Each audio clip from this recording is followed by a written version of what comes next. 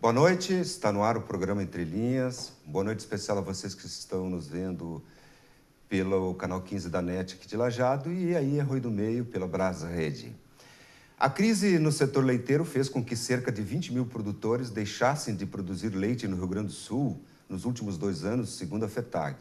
Por isso, Entre Linhas de hoje fala sobre a crise do leite com Cíntia Agostini, presidente do Codevat, e Martin Schmartenberg, assistente técnico regional da Emater, Lajeado.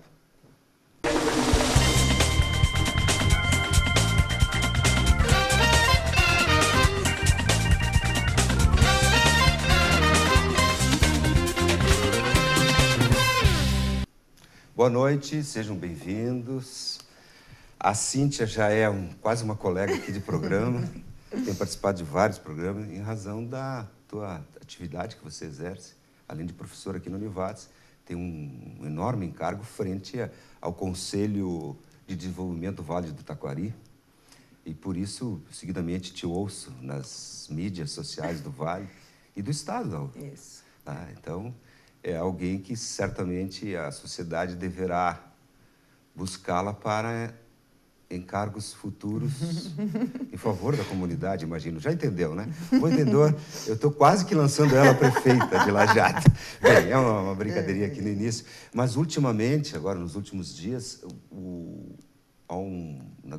também na grande imprensa e aqui na nossa regional, uma discussão acerca de uma nova crise do leite. Olha, eu não sou mais um jovem, mas são crises sucessivas. Me parece que essa aqui, pelo que a gente viu aqui no início do programa, 20 mil produtores deixando de produzir leite numa região em que uma das atividades mais importantes de sobrevivência aqui de muitos agricultores. De onde vem essa crise? Bom, Gerson, boa noite aos nossos telespectadores do programa Entre Linhas. Talvez eu, neste grupo, seja que menos entenda de leite, né? Mas no papel de presidente do Conselho nós temos tentado nos articular para isso.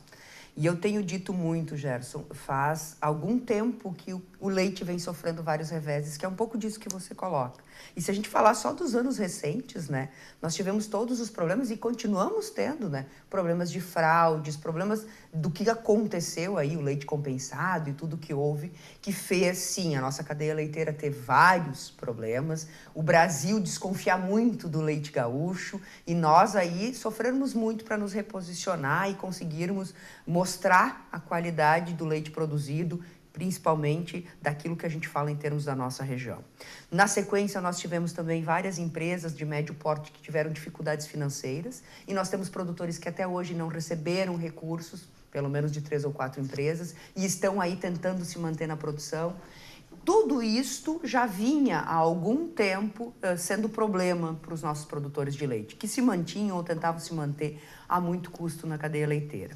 Mas de um tempo para cá, principalmente os 2 últimos anos, o que tem também contribuído muito e arrefecido muito a intenção de produzir leite, e aí esse dado é isso, é mais de 20 mil produtores no estado, é a importação de leite em pó, que tem entrado muito competitivo no mercado, principalmente gaúcho, porque ele vem basicamente do Uruguai, e nós não temos conseguido competir. Para nós todos termos uma dimensão disso. No ano passado, nós importamos em torno de 100 mil toneladas de leite em pó do Uruguai. O Brasil importou do Uruguai, importa também um pouco da Argentina e de outros locais, mas tem cota na nossa relação com a Argentina, com o Uruguai não tem. Isso 100 mil no ano passado inteiro. Este ano, em agosto, nós já fechamos 92 mil toneladas. Possivelmente, com as reservas que se tem, talvez com as mudanças que a gente conseguiu até agora, a gente vai chegar ao mesmo número ou até patamares maiores até o final do ano.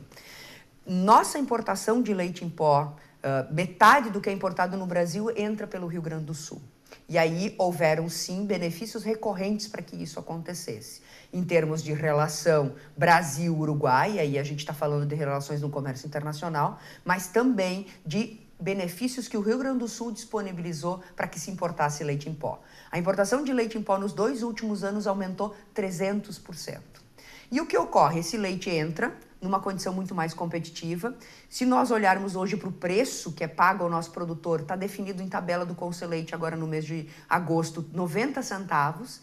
Um produtor está com um custo que a gente estima em 98, e Martin me corrija se estiver errado, que para ele conseguir ganhar dinheiro e se manter na produção, ele teria que estar ganhando 1,23, 1,24, 1,25.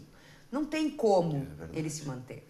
Durante muito tempo nós estimulamos o produtor, ele se endividou, ele fez financiamento, ele colocou maquinário, estrutura para poder produzir, porque nós estávamos aumentando a produção, e agora ele não está conseguindo nem pagar suas contas.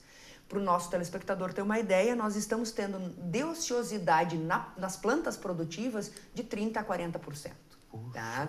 A nossa região é a terceira bacia leiteira do estado do Rio Grande do Sul.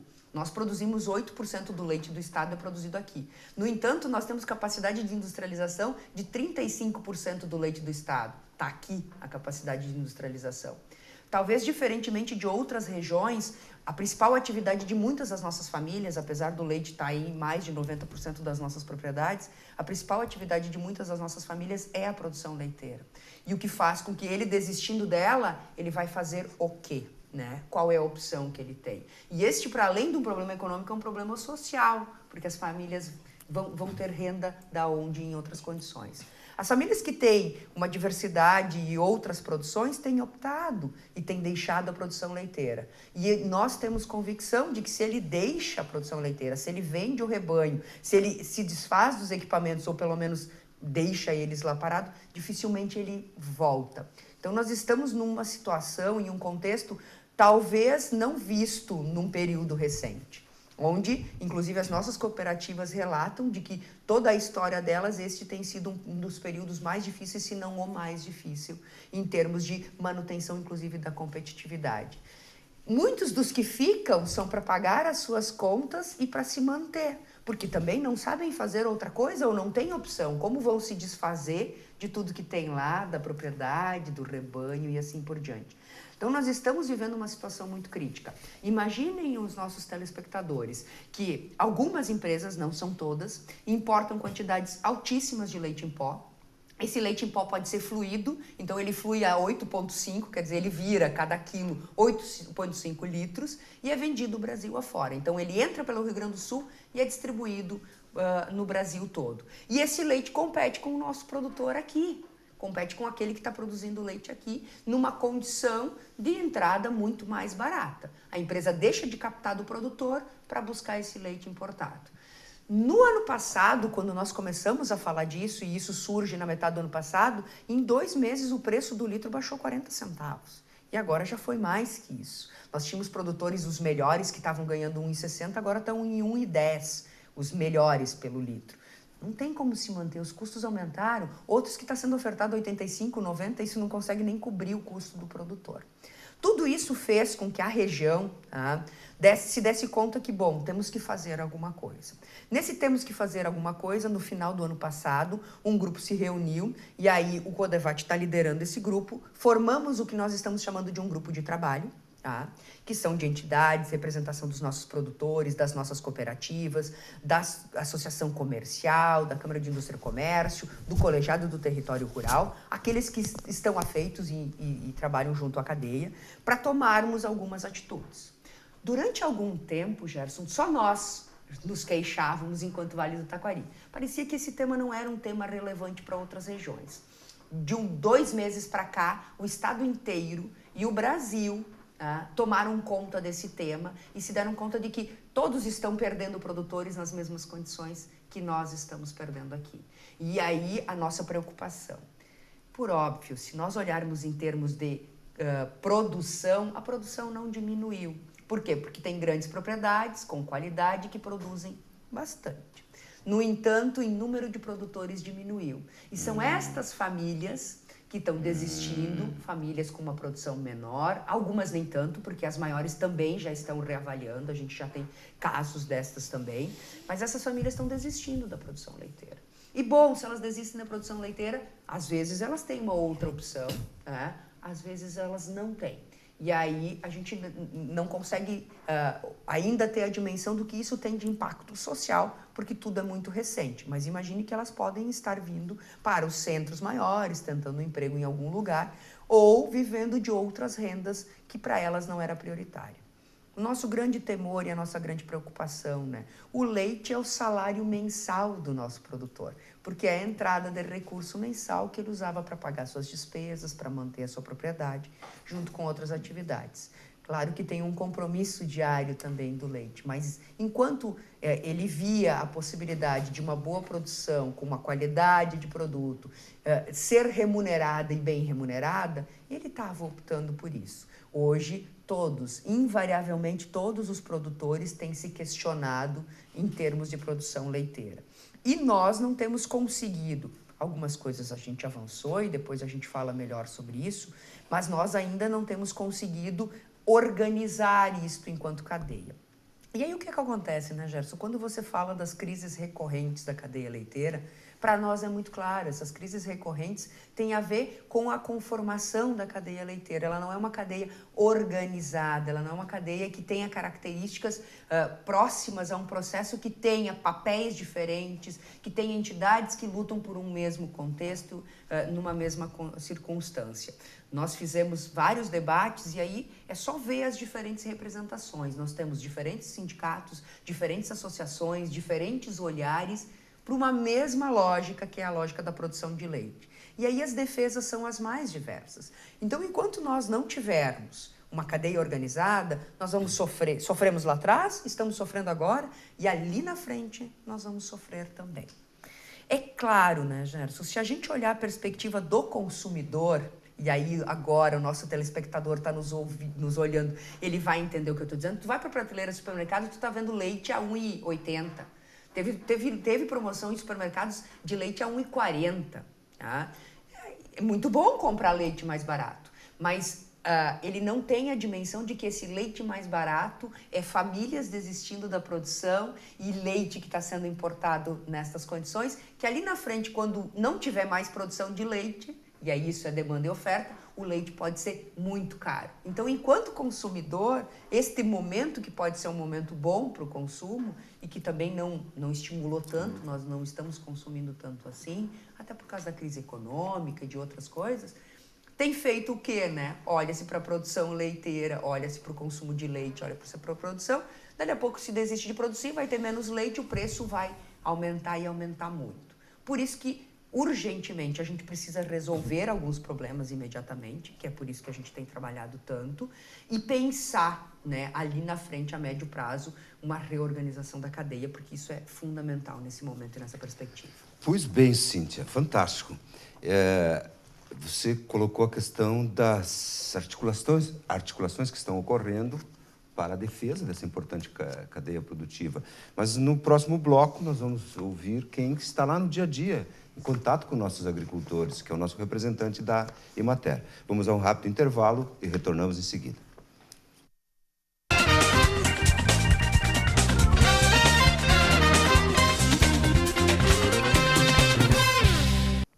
Estamos de volta com o programa Entre Linhas. Hoje estamos tratando sobre a crise do leite. No primeiro bloco a gente viu aí uma bela explanação da Cíntia Agostini, acerca até do aspecto histórico, enfim, o que está acontecendo. E me chamou a atenção, pelo que você me disse, ou nos disse, de que não há uma organização na cadeia produtiva, uma coisa assim esparsa. Pelo que eu vi, não há uma consciência, digamos assim, não de classe, mas ou da classe produtora, na necessidade de união, de defesa de políticas públicas em favor da proteção da cadeia leiteira. Pelo menos é o que eu entendi. E não é só a perspectiva do produtor, Gerson. Tem tentativas e a gente tem tentado retomar a tentativa que é do próprio Instituto Gaúcho do Leite. Pois é. Que é de juntar os diferentes atores, de juntar a empresa, juntar o sindicato, juntar o produtor, a empresa, todas as empresas de portes e tamanhos e características diferentes, né? Então, o GL tinha esse papel de construir. Houve vários problemas e, inclusive, agora, dias atrás, nós estivemos de novo no IGL com o presidente dizendo assim, é papel do IGL reorganizar. Então, tem que ser feito. Essa é uma das tarefas que nós temos feito agora. Instituto Gaúcho do Leite. Isso aí. Mas ele está mais, digamos, focado na defesa da indústria ou do produtor? Na verdade, assim, ele não conseguiu se organizar enquanto proposta, tá? Porque ele era para pensar desde o produtor até o processamento, toda a cadeia produtiva, enquanto cadeia produtiva. Então, assim, desde qualificação do produtor, qualificação do rebanho, pensar em capacitação, etc. e tal, até todas as condições que qualificam o processo de produção, entrega do produto até mercado consumidor. Então, o Instituto veio com uma perspectiva de política para atender toda a cadeia produtiva. Ele teve problemas por dentro do processo, agora está sendo retomado, então tem um papel a exercer aí e que para nós é do Instituto Gaúcho do Leite para reorganizar a cadeia leiteira. Pois bem, mas eu me lembro que no passado havia uma espécie de confronto, mas negociações do setor industrial com produtores, gerando até alguns conflitos, enfim, conflitos de movimentos, né? No sentido de movimentos. Mas o Instituto ele deveria englobar a todos. Todos. Ou seja, fazer a defesa de todo o processo. E todos. E aí pensar isso de uma forma articulada, que tem papéis diferentes, né? Tem um papel que é o papel do produtor, a cooperativa tem uma dinâmica diferente, a empresa privada de pequeno porte e grande porte tem uma dinâmica diferente. E hoje, como eu não tenho uma organização, a lógica se dá porque consegue comandar melhor esse processo. Para o nosso telespectador ter uma ideia, tem uma empresa no Rio Grande do Sul que recolhe 1/4 de leite do Rio Grande do Sul. Uma empresa recolhe 1/4. 25% do leite produzido, uma empresa recolhe? Uma empresa não, 1/4, só. É, 25, uma empresa. 25. Mas, Cíntia, me chamou a atenção o dado de que esse ano quase alcançamos o total de importação de leite em pó. Do ano passado, que foi 100 mil toneladas, estamos em 92 mil toneladas. E 100 mil toneladas. E o que representa isso em relação ao total de leite que consumimos durante o ano no Rio Grande do Sul? Na verdade, isso em termos de consumo não chega a 10%, gira entre 8% e 9% do leite consumido. No entanto, a grande questão disso é que este leite entra com um preço muito abaixo e força os preços à sua queda. A grande questão é a competitividade. Esse leite uruguaio tem entrado a preços muito inferiores do leite produzido aqui no Rio Grande do Sul, porque o nosso custo de produção é um custo de produção mais elevado. Inclusive pelas exigências de qualidade que a gente teve aqui, que nós temos fomos impondo para o nosso produtor e da dinâmica também do custo que nós temos de produção.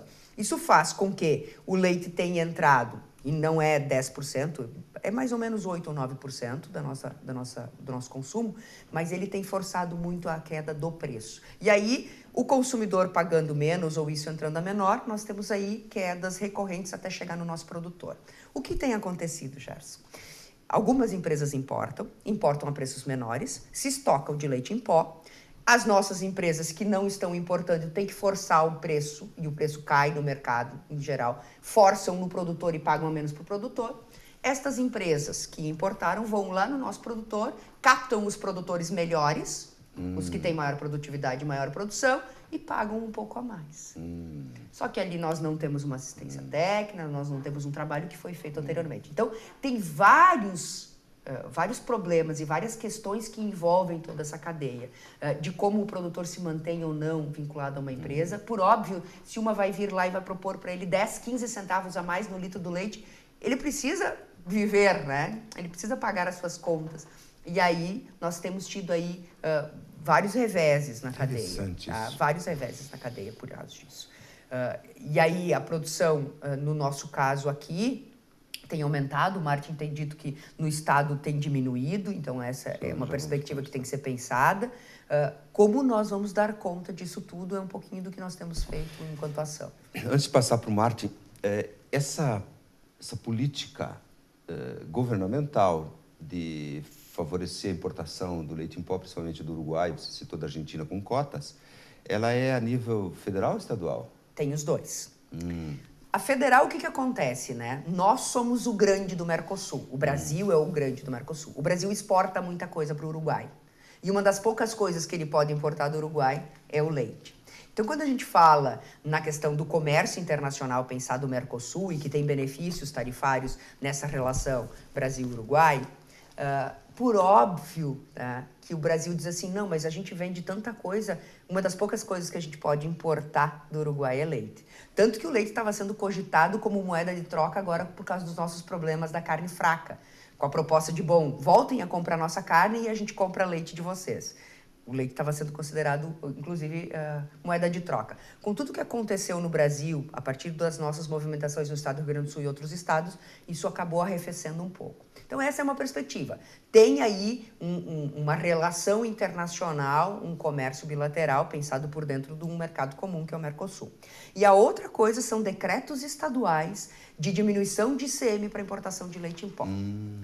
Um decreto de 2013 que diz o seguinte: o custo para tu importar de ICMS leite em pó é 18. Se tu importar leite em pó, esse ICM passa a 4, desde que tu venda para outros estados. Não processe aqui e venda para outros estados. Então, de 18, o ICM vem a 4.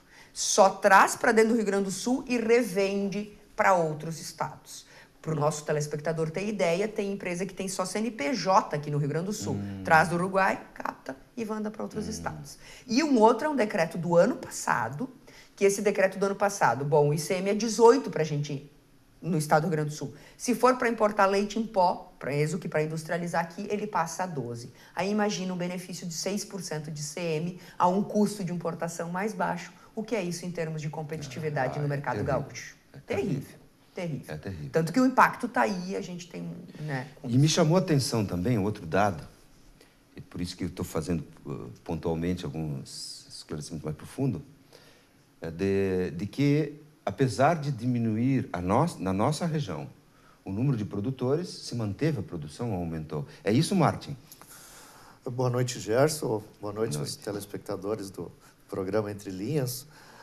Realmente, na nossa região, ao contrário do estado, mesmo havendo diminuição de produtores, houve um aumento de 5% na produção. No estado, houve uma diminuição de 2% na produção em relação aos 2 últimos anos. Aos 2 últimos anos. Vocês falavam no IGL antes, né? Em 2015, o IGL contatou a Emater e nós fizemos uma pesquisa em todos os municípios do estado do Rio Grande do Sul para ver como estava a situação, quantos produtores tinha, produção, para onde ia, para onde não ia. 2015. E neste ano, no mês de junho, foi feito novamente esta mesma pesquisa, né, de onde se tem esses números que aparece aí, redução de tantos no estado, por região, né? Então, nós tivemos uma diminuição de 22% de produtores em relação a 2015 no estado. É muito. Né? Tivemos diminuição de número de vacas também, né? O pessoal estava saindo da atividade, e uma diminuição de em torno de 2% na produção de leite. Mas na nossa região houve um aumento no leite. Eu apenas gostaria de contribuir mais uns dados que a Cíntia colocava antes das dificuldades, né? Porque depois vamos retornar a esses números, né? A questão do Rio Grande do Sul. Porque 60% da nossa produção do leite nós precisamos vender para outros estados.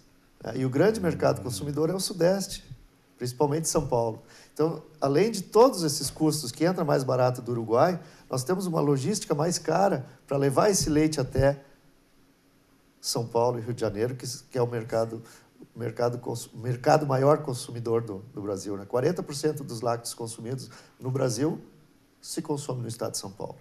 Né? Também, para enriquecer um pouquinho, antes da questão do consumidor, né? Os nossos telespectadores que estão nos assistindo, me lembro que quando mostraram a cesta básica, por que baixou do mês de agosto, o leite era 9%. O queijo mussarela era 25,6% que baixou. Então, para o consumidor é bom isso. Mas nós, falando em produtores e indústria, né, realmente impacta bastante, né? Então, essa diminuição dos preços e, consequentemente, para o produtor, né, que é onde nós, enquanto Emater, atuamos diretamente, né, a gente tem sentido isso. Outros dados também que a Cíntia falou antes, né, em torno de a diminuição do preço, neste mês, que os agricultores, que os produtores estão recebendo, é, em média, 10% a menos que o mês passado. Poxa, neste mês de setembro, que é referente ao leite entregue em agosto. Mas com um detalhe, e aí é políticas, né?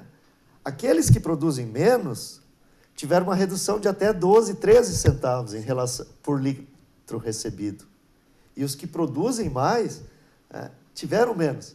Tem um produtor aí, um grande produtor na região, né, que produz 6 mil litros por dia. Puxa. Para ele foi diminuído 4 centavos. Então Tem há um política tratamento diferente. diferenciado. Então, há um tratamento diferenciado. Pois Então, bem.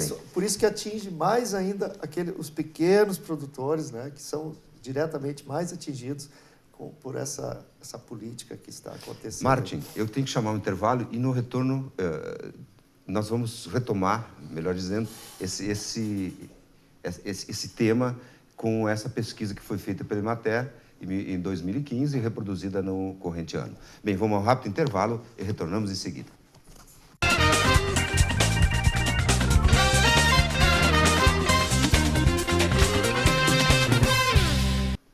Estamos de volta com o programa Entre Linhas. Hoje estamos tratando sobre o tema crise do leite. Contamos com a presença da Cíntia Agostini, presidente do Codevat, e de Martin Schmartenberg, assistente técnico regional da Emater aqui de Lajeado. Olha, no intervalo eu falava com o Martin e ele nos... inclusive para mim, ele me entregou, é para mim, né, esse exemplar? Depois eu quero olhar com carinho. É o relatório socioeconômico da cadeia produtiva do leite no Rio Grande do Sul, referente ao ano 2017. Você falou no bloco anterior que esse aqui é uma reprodução de uma pesquisa que foi feita em 2015 e, novamente, agora em 2017. Também fiquei sabendo no intervalo que o responsável pela feitura dessa pesquisa nos 55 municípios que compõem a Emater regional, aqui do Vale do Taquari, é isso? Me corrige? 55 municípios. Foi o nosso entrevistado, Martin. Portanto, ele está sabendo dos dados aí, compilou os dados. Nós aqui no nosso vale, você já disse no bloco anterior, que em que pese ter diminuído o número de produtores e aumentou a produção graças a grandes produtores, enfim. E no Rio Grande do Sul, você teria um número total, né, nessa pesquisa, já que eu não olhei ainda, o número total de produtores? Hoje nós temos passa de 173 mil produtores que produzem leite de alguma forma no estado do Rio Grande do Sul. Produtores, né? Lembrando que é a família que produz. Isso que eu queria te perguntar, então, Martin. São mais de 400 mil pessoas envolvidas. Porque o leite é o segmento que mais emprega mão de obra no agronegócio brasileiro. Atividade leiteira, bovinocultura de leite, porque é a família que está envolvida. Então, são em torno de 400 mil pessoas que produzem comercialmente, vendem para a indústria, agroindustrializam, ou então para consumo, né? Então, é um número muito grande no estado do Rio Grande do Sul.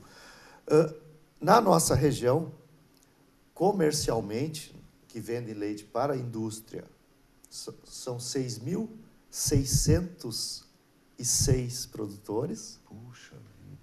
Desculpe, 6.603 produtores, não podemos se enganar por 3, e 6 agroindústrias familiares. São 6.609 que comercializam leite, então, para a indústria, né, de uma forma que todos os dias estão aí produzindo leite para entregar para a indústria. Veja, me permite, a média você já disse, mas especificamente na nossa região, em torno de 3 por família, 4 que trabalham, vocês que estão no dia a dia lá? Em torno de 4? 2 a 3 pessoas no mínimo. Tem muitas famílias que envolve 4 pessoas. Em torno de né? 50, 60 mil pessoas diretamente no nosso vale. Exatamente. No caso, 55 municípios engloba o Vale do Taquari mais o Vale do Caí.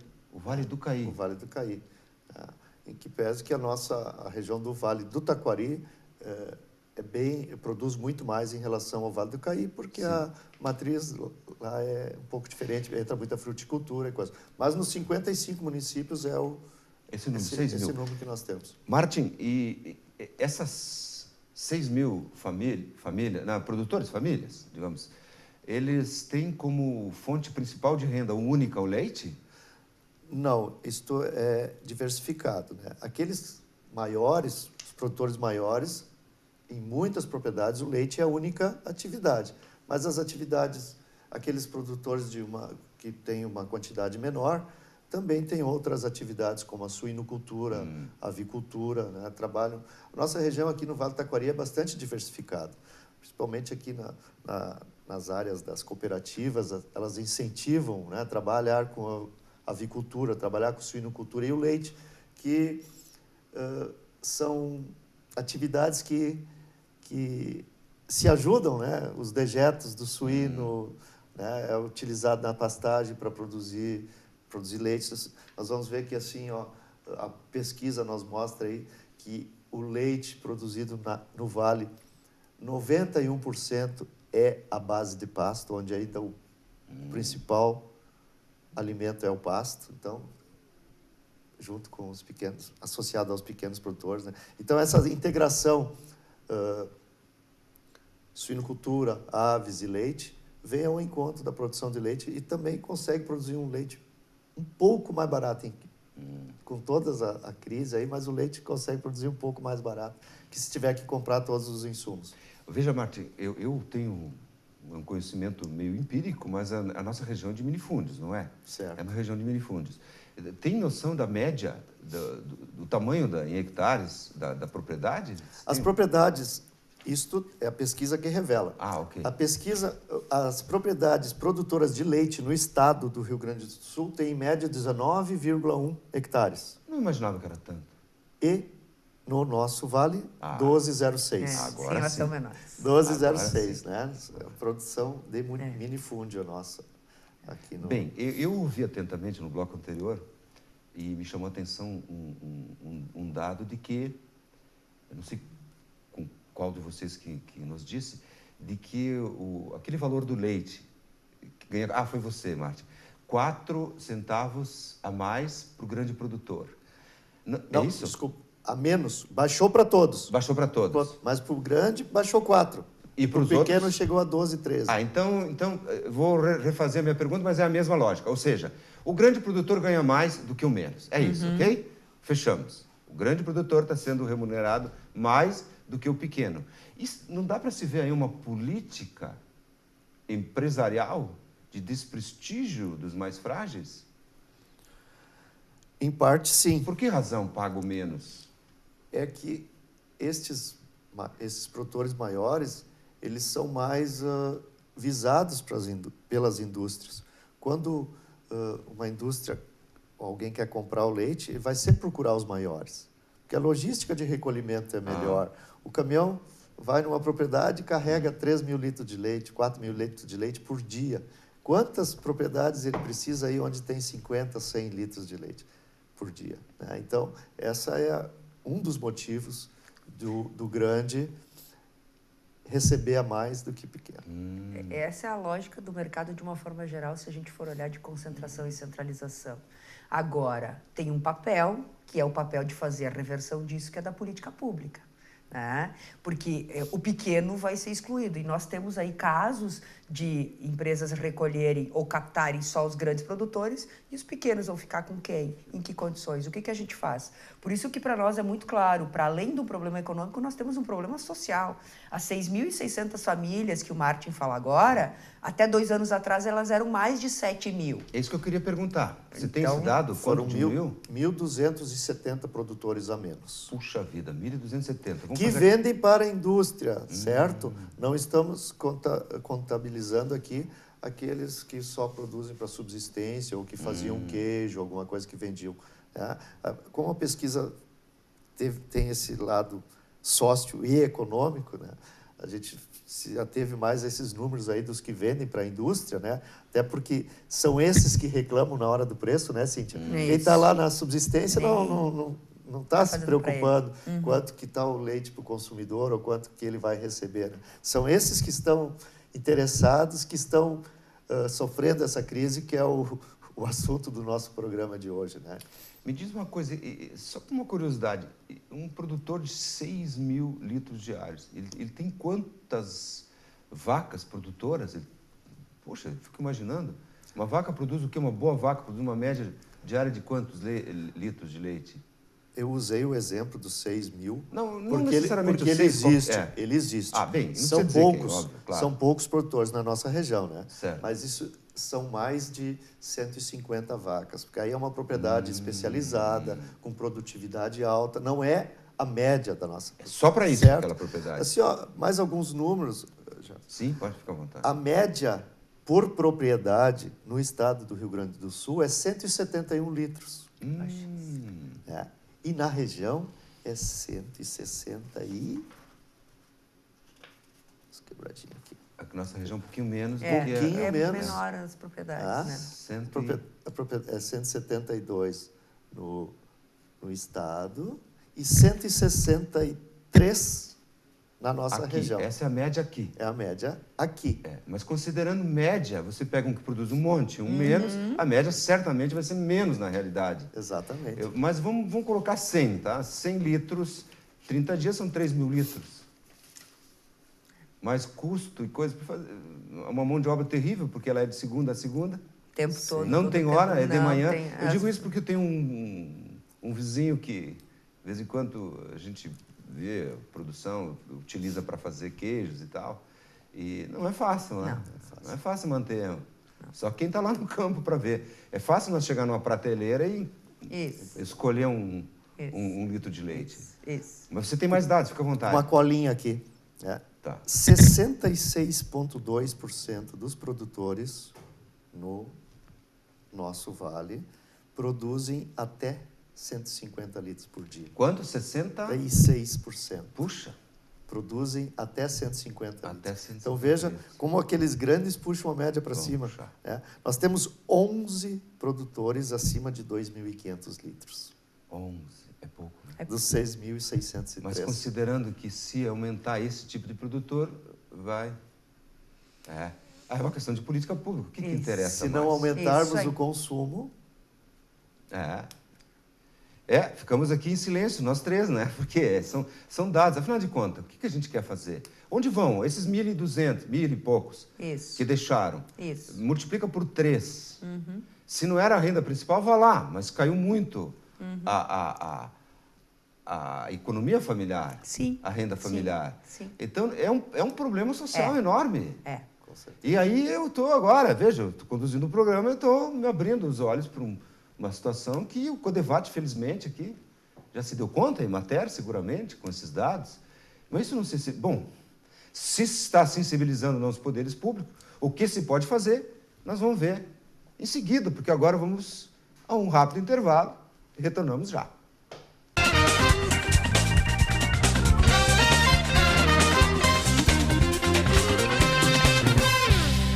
Estamos de volta com o programa Entre Linhas, agora no seu quarto e último bloco.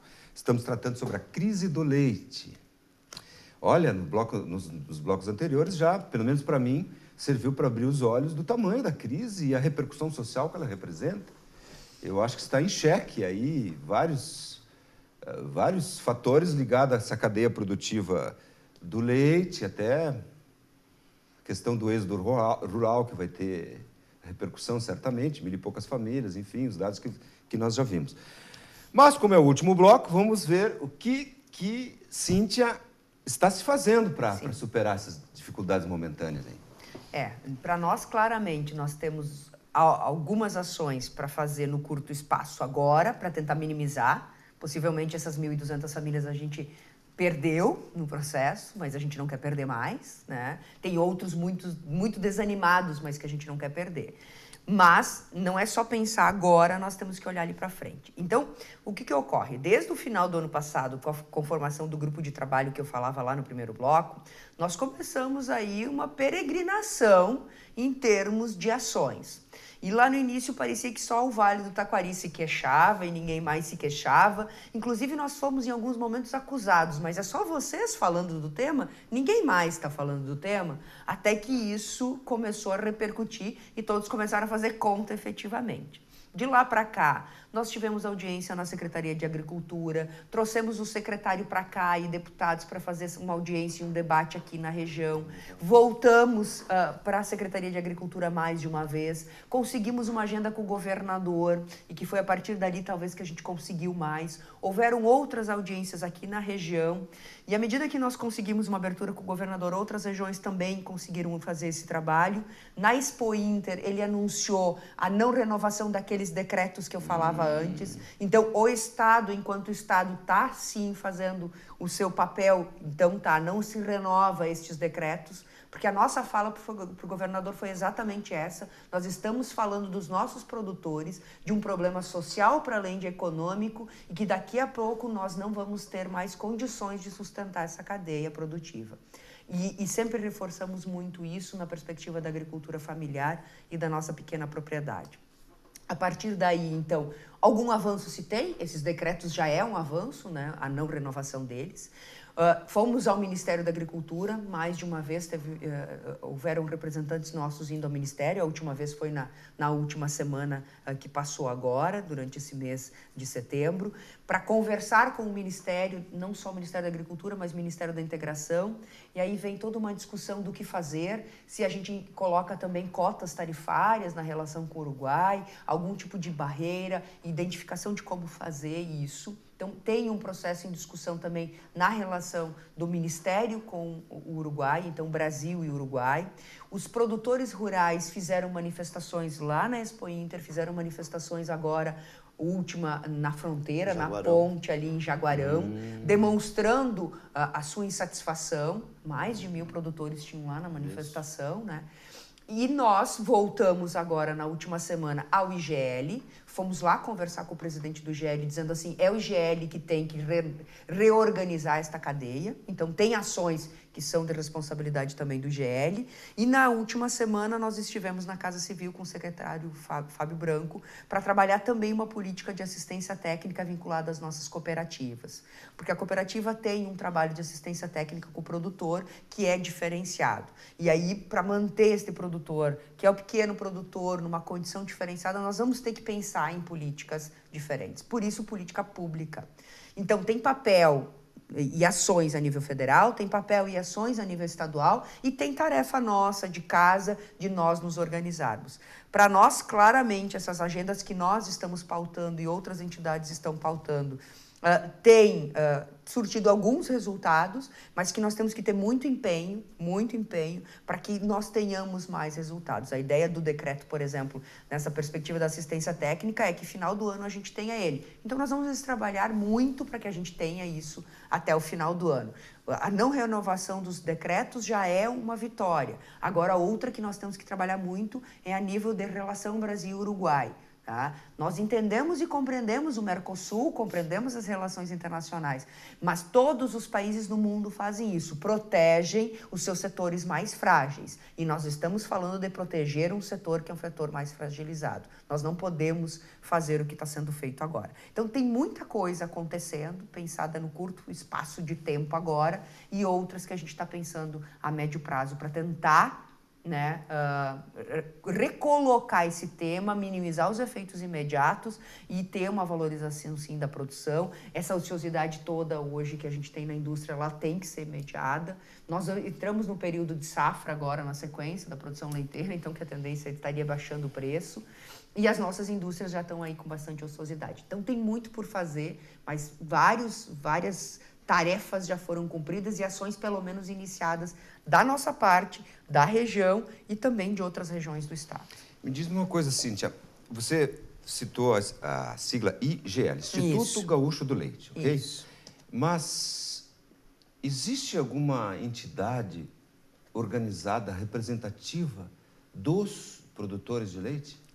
Existem algumas entidades também, né? Porque a FETAG representa via sindicatos, mas tem o MPA e outros. Então, assim, isto também é algo a resolver. O IGL, a intenção do IGL é mais ou menos o que o CODEVAT tem de papel na região. Ser o grande ente mediador de todos. Então tem a representação da FETAG, tem o MPA, tem a representação dos pequenos laticínios, tem a representação das cooperativas, dos grandes empresas produtoras. Ok, quem é que vai organizar estes todos? Este é o papel do IGL. Tá? Este é o papel de uma entidade que é uma entidade supra, que ela transcende as particularidades de cada uma dessas representações. Sempre foi a intenção do IGL desde quando ele nasceu. E houveram vários problemas de aceitabilidade, de como isto foi conduzido, que não vem ao caso agora, mas que não fizeram com que o IGL pudesse cumprir o seu papel. Né? E para nós, claramente, tenha o nome que tiver, e o IGL existe, e hoje o presidente do IGL é o presidente da FETAG, ele tem esse papel de ser entidade supra que consiga mediar uma relação de um grande produtor com o MPA, de uma grande indústria com o MPA, né? Ou com a FETAG, ou um pequeno laticínio, porque essa relação é diferente, né? O Martin falava aqui, o produtor recebe diferenciadamente pela produtividade, pela produção dele. Então, nós temos uma tendência natural do mercado de privilegiar a grande produção, a concentração e a centralização, até porque esse produtor tem uma qualidade, tem uma produtividade maior, é um custo menor para a indústria captar leite desse produtor. Mas nós temos que pensar que a maioria dos nossos produtores são muito pequenos, né? E nós temos que ter alternativas para esses pequenos produtores. Da parte das cooperativas que atuam muito aqui na região, tem alternativas sendo criadas, né? Um projeto de diversificação numa delas, um projeto de condomínios na outra. Então, algumas alternativas são criadas. Mas hoje as cooperativas estão nesse grupo conosco e têm estado em todas estas ações que nós temos feito. Eles estão muito preocupados porque eles não estão conseguindo mais dar conta dessa relação. E quem é o dono da cooperativa? É o produtor, né? E não tem mais conseguido. É muito estranho no sentido de contraditório. O preço que o mercado está pagando está influenciando muito e a cooperativa não tem conseguido manter. Então, este mês tem uma queda de 10 centavos com relação ao mês passado. Isso é muito significativo para o nosso produtor. Mas olha que interessante quando você falou cooperativa. A cooperativa é um esforço de um conjunto de pessoas com objetivo comum. Nós nos cooperativamos para que todos tenham uma vantagem com isso. Ora, se a cooperativa é minha, ela é do associado, e a minha cooperativa não me paga o suficiente, é uma contradição. Mas isso é em relação à cooperativa, mas outras indústrias. Mas eu vou insistir um pouquinho mais, porque, como eu disse, eu posso fazer uma pergunta, eu sou o leigo no tema. Veja, alguém deve representar o pequeno produtor numa negociação com o governo, por exemplo. Essa entidade, pelo que eu vi, ela está pulverizada, ela não existe. Isso. Não existe essa entidade. Isso. Até porque o Instituto Gaúcho do Leite, pelo que eu entendi, ele não tem um interesse específico ou bem claro. Eu não vou lá defender apenas o pequeno, eu não vou defender o grande produtor, eu não vou defender a cooperativa ou a grande indústria. Então, me parece que falta esta representatividade. Eu sou o governador. Alguém vem trazer uma reivindicação. Reivindicação. Meu Deus do céu. Ok, reivindicação específico dos pequenos produtores. Quem vai lá negociar? Hoje é a entidade dos pequenos. Só que daí contradiz com a entidade dos grandes. É isso. E o IGL, ele existe, só que ele está arrefecido, ele sofreu. Me parece que não é o papel dele. Mas só que ele não tem conseguido cumprir hoje. Por causa de vários outros problemas que houveram. Se confunde, talvez. Sim, houve vários problemas. O IGL tem esse papel e teria esse papel de mediar. Mas hoje ele não tem conseguido cumprir esse papel. E uma das coisas que a gente foi fazer foi justamente dizer, IGL, é você que tem que cumprir esse papel de mediar essas relações. Você disse isso. E eu, claro, no decorrer do programa, estou me inteirando do tema e estou vendo que vocês têm muito trabalho. Vão ter muito trabalho. Quem está aqui defendendo o pequeno ou a cadeia produtiva é o CODEVAT, é o Conselho de Desenvolvimento do Vale do Taquari. Claro que entre as suas atribuições também está. Isso, e os produtores estão no grupo do CODEVAT, né? Então, nós falamos por eles também, porque claramente para nós é isso. Claro. Espero que... Mas eu acho que tem uma carência aí de uma entidade clara de representação. Tem que abrir um pouquinho mais aí a representação. Porque... se você vai prestigiar o grande produtor em detrimento do pequeno, ali na frente você vai acabar com o pequeno. Não pode. E a mesma representação para o grande com o pequeno não vai levar à reivindicação do pequeno. Me parece que essa é uma lógica que... Não sei se, Martin, você quer dizer alguma coisa? Eu gostaria só de complementar também que, além dessas questões políticas, vamos dizer assim, nós, enquanto extensão rural, temos o nosso compromisso também de trabalhar junto aos produtores para que eles consigam aumentar a produção. E uma palavra muito comentada nos nossos debates, né, Cíntia, é a competitividade. Por que o leite lá entra mais barato que aqui? Então, nós vamos ter que produzir um leite mais barato, e a assistência técnica, que já foi citada há pouco, né, tem o seu papel importante, né, de nós ajudarmos diretamente lá no produtor, que nós, como Emater, fizemos parte do grupo, que discute politicamente, mas também nós queremos fazer as nossas ações diretas lá com o produtor para que ele aumente produtividade, que ele consiga produzir um leite mais barato para que sobre, que aqueles 8, 10 centavos que são descontados dele a cada vez que tem uma crise, que ele consiga, quem sabe, baixar o custo desse leite para que não sinta tanto impacto na conta de leite no final do mês. Bom, nós chegamos ao final do programa, agradeço a presença de vocês. Fica registrado, então, que a Emater tinha muito mais, a Emater, através do seu representante, que o Martins, tinha muito mais dados para expor. É um belo trabalho que foi feito, eu pude dar uma pequena olhadinha no intervalo, mas tem muitos dados e um belo trabalho que vocês estão feito. A Cíntia também, a gente já sabe, já conhece o belo trabalho que ela faz e a responsabilidade e denodo com que você cumpre essas funções perante a sociedade que te delegaram com muito brilho. Bem, já agradeci a presença dos convidados. Me resta agradecer aos que estão nos vendo e ouvindo. Muito obrigado por estarem conosco até esse momento. Tenham uma boa noite e até o próximo programa.